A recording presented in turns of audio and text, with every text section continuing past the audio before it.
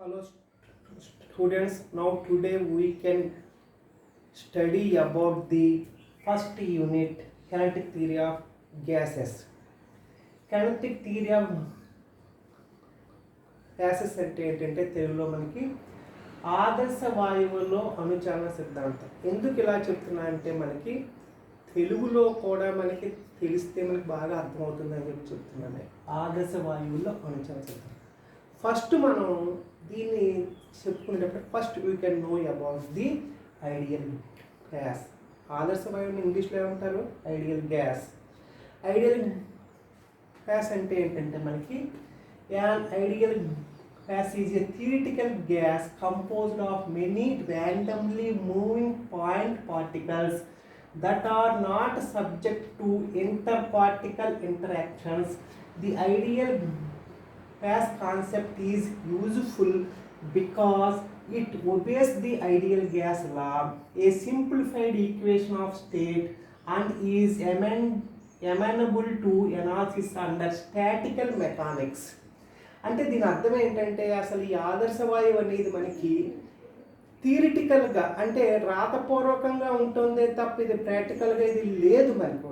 అంటే ప్రాక్టికల్గా ideal gas అనేది లేదు మనకు. ఆదర్శ వాయువు అనేది ఒక ఊహ మాత్రమే. అంటే థియరిటికల్గా రాసుకున్నాం, ఇది ఈక్వేషన్ సాటిస్ఫై చేస్తుంది, ఇలా సాటిస్ఫై చేయడం వల్ల ఇదవుతుంది మళ్ళీ ఇదవుతుంది అనేసి చెప్పాడు. కాబట్టి దాన్ని ఏమంటున్నాడండి? ఈ ఐడియల్ గ్యాస్ ఇది థియరిటికల్ గ్యాస్. థియరిటికల్ గ్యాస్ అంటే థియరిటికల్గా వచ్చిందే తప్ప ఇది ప్రాక్టికల్గా ఇది సక్సెస్ ఇది సాటిస్ఫై అవ్వలేదు అది. కాబట్టి దీన్ని ఏమంటున్నాడండి? ఈ ideal gas is a theoretical gas composed of many randomly moving point particles.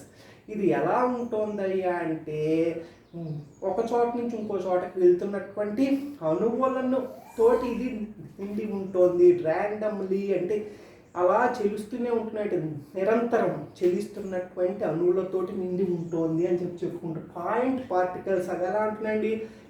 బిందువుల కింద ఉంటున్నాయి. అంటే బిందు మాత్రంగా అవి ఉంటున్నాయండి. That are not subject to inter particle interactions. అలాంటప్పుడు ఈ అణువుల మధ్య ఎటువంటి ఇంటరాక్షన్స్ మనకి ఉంటాయంటే అణువులు వాటి మధ్య ఎటువంటి ఇంటరాక్షన్స్ని ఉంటున్నాయనేటువంటి విషయాన్ని చెప్పట్లేదండి. ఆ విషయాన్ని ఇది ఎత్తుకోవట్లేదండి. ఎత్తుకోకుండానే ఇది చెప్తూ ఉంటాయి. The ideal gas concept is useful because it obeys the ideal gas లా.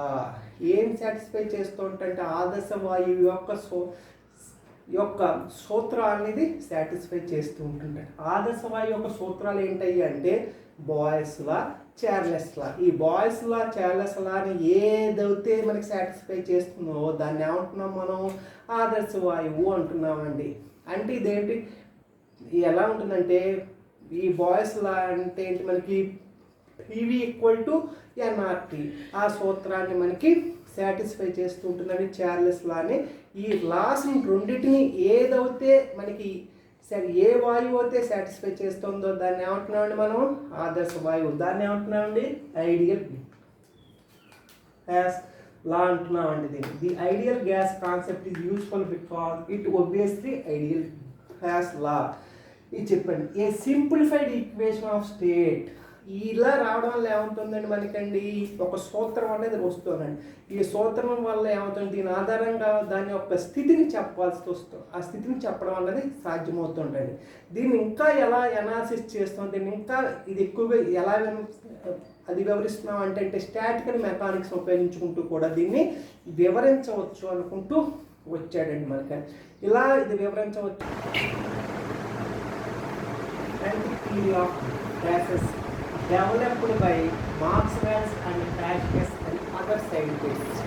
అసలు ఈ థియరీని మనకి ఇంప్రూవ్ చేసినటువంటి సైంటిస్టులు ఎవరయ్యా అంటే మనకి మాక్స్వెల్ అనేటువంటి సైంటిస్ట్, ప్లాషెస్ అనేటువంటి సైంటిస్ట్ మెయిన్గా చెప్పారు. ఇంకా అదర్ సైంటిస్ట్ చాలామంది సైంటిస్ట్ దీంట్లో ఉన్నారు. కానీ వీళ్ళిద్దరు మటుకు ఎక్కువగా దీని గురించి ఎక్స్ప్లెయిన్ చేశారు అన్నమాట. They satisfactorily explain the behaviour of ideal gas. Ideal gas యొక్క ప్రవర్తన గురించి, అది ఎలా ఉంటుంది, అది ఏ విషయాలు ఎలా ఉంటుంది అనేటువంటి విషయాన్ని వీళ్ళు మనకి చెప్పేస్తున్నారు. According to this theory all gases made up of molecules. అన్ని వాయువులు అణువులతో తయారవుతున్నాయనేటువంటి విషయాన్ని మనం చెప్పేస్తామన్నమాట. The molecules are rigid, perfectly elastic and identical in all respects. ఈ అణువులతో తయారవుతున్నటువంటి ఈ వాయువులు, ఈ అణువులు ఎలా ఉంటున్నాయంటే అండి రిజిడ్ అంటే దృఢంగా ఉంటున్నాయంటండి. పర్ఫెక్ట్లీ ఎలాస్టిక్ అంటే స్థితిస్థాపకంగా ఉంటున్నాయంటండి. అంటే ఒకదానితో ఒకటి కనుక అభిఘాతాలు జరుగుతున్నప్పుడు వాటి యొక్క సైజు షేప్లో ఏమీ తేడా రావట్లేదు. మళ్ళీ అవి ఏ షేప్లో ఏ సైజులో ఎలా ఉన్నాయో మళ్ళీ అదే స్థితికి అవి చేరిపోతూ ఉంటున్నాయంటండి. అవి వాటికి ఏ స్థితిలో ఉంటుందంటే అదే స్థితిని అవి రీగైన్ చేస్తున్నాయంటండి. మనకి దాన్నే చెప్తున్నాను elastic and identical in all respects. అంటే ఏ విషయాల్లో చూసుకున్నా అన్నీ కూడా ఒకేలాగా అవి ఉంటున్నాయంటండి ఆ అణువులన్నీ మనకి. ఇంకోటి ఏం చెప్పండి, the molecules are in random motion with all positive speed in all directions.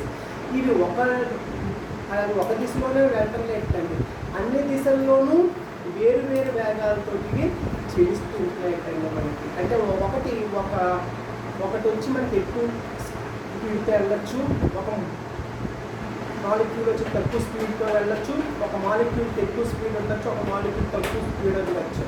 ఉంటూ ఎలా ఉంటున్నాయి మనకండి, ఒకే డైరెక్షన్ వెళ్ళట్లేదండి. ఇన్ ఆల్ డైరెక్షన్స్ అన్ని వైపులకి అన్ని చెలుస్తూ ఉంటున్నాయి అని చెప్పి వీళ్ళు చెప్పారండి. వీళ్ళు ఇలాగా చెప్పడం అన్నది జరుగుతూ ఉంటుందండి. During their random motion, the molecules collide with one another and with the walls of the containing vessel. The intermolecular forces between the molecules are neglected. All collisions are perfectly elastic and there is no loss of kinetic energy during a collision. Between two successive collisions, a molecule moves in a straight line. The distance is called free path of the molecule. ఇక్కడ ఏం చెప్తున్నారండి, during they random motion, అవి అటు ఇటు చెలిస్తూ ఉన్నప్పుడు, random motion ఆగకుండా నిరంతరం చెలిస్తూ ఉంటున్నప్పుడు, the molecules collide with one another, ఒకదానితో ఒకటి అభిఘాతాలు జరుపుకుని, and with the walls of the containing vessels, అవి ఏ పాత్రలో అయితే ఉంటున్నాయో ఆ పాత్ర యొక్క గోడలతో కూడా ఇవి అభిఘాతాలు జరుపుతూ ఉంటున్నాయంట. అంటే అభిఘాతం అంటే గుద్దుకుంటూ ఉంటున్నాయని చెప్తున్నారండి మనకి. The intermolecular forces between the molecules are neglected. వాటి మధ్య ఉన్నటువంటి అంతర్గత ఆకర్షణ ఫలాలు వీటిని కూడా మనం తీసుకోవట్లేదండి. వాటిని అన్నిటిని వదిలేస్తూ దీన్ని చెప్పుకుంటూ వెళ్తున్నారండి వీళ్ళు. Neglected. All collisions are perfectly elastic and there is no loss of kinetic energy during a collisions. ఇలాంటప్పుడు ఈ అభిఘాతాలన్నీ ఎలా ఉంటున్నాయంటే అవి స్థితిస్థాపకంగా ఉంటున్నాయి. స్థితిస్థాపకంగా ఉండటం వల్ల వాటి యొక్క ఎనర్జీలో ఎటువంటి నష్టం అన్నది ఉండటం లేదు అంటున్నాడండి. ఏ ఎనర్జీ అంటే మనకి కైనెటిక్ ఎనర్జీలో ఎటువంటి నష్టం మనకి ఉండటం లేదు. అంటే ఒక వస్తువు చెలిస్తున్నప్పుడు దానికి ఏ ఎనర్జీ ఉంటుంది, కైనెటిక్ ఎనర్జీ ఉంటుంది. కాబట్టి ఆ ఎనర్జీలో మనకి ఎటువంటి నష్టం మనకి ఉండటం లేదు అని చెప్తున్నారండి. బిట్వీన్ టూ సక్సెసివ్ కొలిజన్స్, రెండు అభిఘాతాల మధ్య మనకి a molecules move in a straight line, ఈ అణువని మనకి ఒక సరళ రేఖ వెంబడి మనకి చెలిస్తూ ఉంటుంటుంది మనకండి. The distance is called free path. ఇలాగ అది చెలిస్తున్నప్పుడు ఎంత దూరం వెళ్తుందో దాన్ని మనకి స్వేచ్ఛా పదము అంటున్నారండి మనకని. ఇలాంటి ఈ స్వేచ్ఛా పదాల యొక్క average distance travelled by the molecule is called mean free path అని చెప్పి అనుకుంటూ వస్తున్నామండి. ఏంటంటే the average distance travelled by the molecules in a two successive collisions is called mean free path అని చెప్పి మనకి చెప్పారండి. మీన్ ఫ్రీ పాత్ అని చెప్పుకుంటూ వచ్చారండి. ఇవి మనకి ఎప్పటివరకు చెప్పుకుంటూ వచ్చారు. మనకి ఇది చెప్పిన తర్వాత ఇక్కడ ఈ kinetic by using this theory we can explain physical concepts of temperature and pressure. By extend to this theory to unequilibrium state, we can explain concepts of viscosity, thermal conduction, and diffusion. In unequilibrium state, we explain the Brownian motion, etc. ఇప్పుడు ఈ kinetic theory of gases ఆధారంగా మనం ఏం చెప్పచ్చు అంటే ఉష్ణోగ్రత గురించి, పీడనం యొక్క భౌతికంగా వాటి గురించి మనం చెప్పడం అన్నది సాధ్యమవుతూ ఉంటుంది. ఇలాంటప్పుడు ఈ థియరీని తీసుకుంటూ వచ్చే దీన్ని అసమతా స్థితి అంటే అన్ఈక్వలిబ్రియం స్టేట్ అంటే ఏంటంటే ఈ వాయువులో ఉండేటువంటి అణువుల యొక్క వేగాలు అవి కూడా సమానంగా ఉండటం లేదు, వాటి యొక్క ఉష్ణోగ్రతలు సమానంగా ఉండటం లేదు, అవి ఒకే చోట వాటి యొక్క సాంద్రతలు సమానంగా ఉండటం లేదు, అంటే టెంపరేచర్లు ఈక్వల్గా ఉండటం లేదు, వాటి యొక్క వెలాసిటీస్ ఈక్వల్గా ఉండటం లేదు అని చెప్పి అనుకుంటాను. అన్ఈక్వలిబ్రియం స్టేట్ నుంచి దాని ఈక్వలిబ్రియం స్టేట్కి వెళ్తున్నప్పుడు మనకి ఏ ఏ విషయాలన్నవి ఏర్పడుతున్నాయి అంటే మనకి విస్కాసిటీ అనేటువంటి ఒక విషయం ఏర్పడుతూ ఉంటుంది మనకండి, థర్మల్ కండక్షన్ అనేటువంటి విషయాన్ని ఎక్స్ప్లెయిన్ చేయటం, ఇంకోటి డిఫ్యూజన్ అనేటువంటి విషయాన్ని మనం చెప్పవచ్చు అనుకుంటూ వచ్చేట. అయితే ఈ అసమతా స్థితిలోనే ఉన్నప్పుడు ఏం చెప్పచ్చు అయ్యా అంటే మనకి బ్రౌనియన్ చలనం గురించి మనం చెప్పడం అన్నది సాధ్యమవుతూ ఉంటుంది ఈ థియరీ ఆధారంగా అనుకుంటూ మనకి ఇలాగ దీన్ని మ్యాక్స్వెల్స్ క్లాషెస్ వాళ్ళు ఎక్స్ప్లెయిన్ చేసుకుంటూ వచ్చారు.